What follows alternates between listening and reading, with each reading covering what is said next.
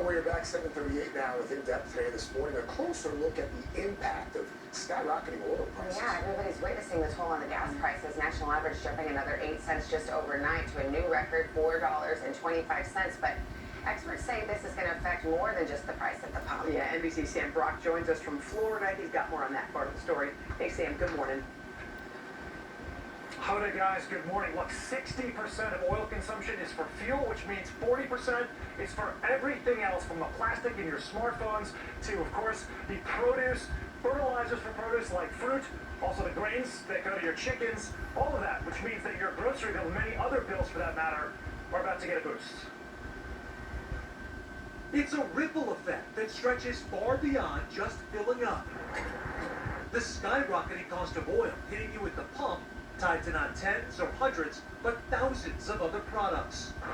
Sure, there's delivering the items. The majority of them are going to be on truck or rail, which consumes diesel fuel.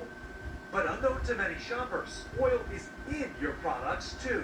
Petroleum derivatives make up plastics and electronics like TVs and smartphones. For home and construction, they're in furniture, carpet, and roof shingles. At the grocery store, the crunch on fertilizer impacts produce, grain, and even meat and dairy. And everyday goods like moisturizer and sunscreen are packaged in plastic. Basic lotion for everyday use. At University Pharmacy in South Florida, Natasha Patel sees the upticks on her shelves. But she says medicine, from asthma and cholesterol to blood pressure medication, is also on a steep curve. In some cases, up 200% or more, with petrochemicals often involved in production. It's so hard to tell a patient, especially with groceries going up, gas prices going up, to tell them, hey, now your medication that you need on a day-to-day basis to survive is going up as well.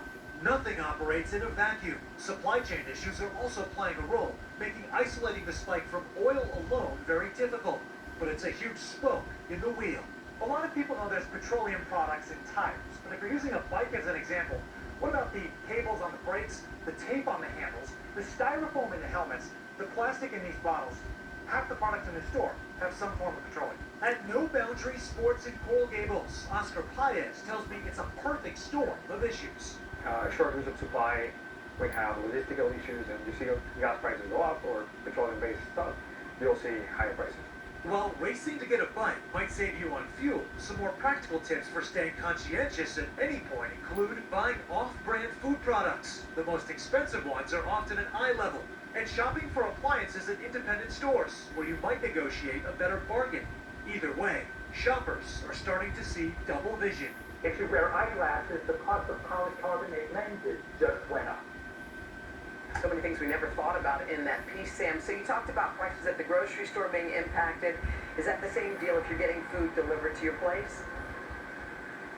Absolutely. Food deliveries, whether it's coming from Amazon or a truck to the grocery store, all of that is affected by what's driving these increased costs. Higher higher fuel, I should say, for the vehicles themselves. But consider this, a lot of those trucks are coming on diesel-powered vehicles. And we know, Jolene Kemp was talking about this earlier in the show, you a second ago as well, that the new prices right now for regular fuel are $4.25 and rising. For diesel, it's more like $4.80. You have to factor in those added layers when you're looking at the total bills, and that is a primary driver right now and why things are so much more expensive. Guys, back to you. Sam Brock for us there in Florida. Sam, thanks. All right, let's turn back to Alvin, checking your weather. Okay, we're going to cue some music here. Oh, we're ready.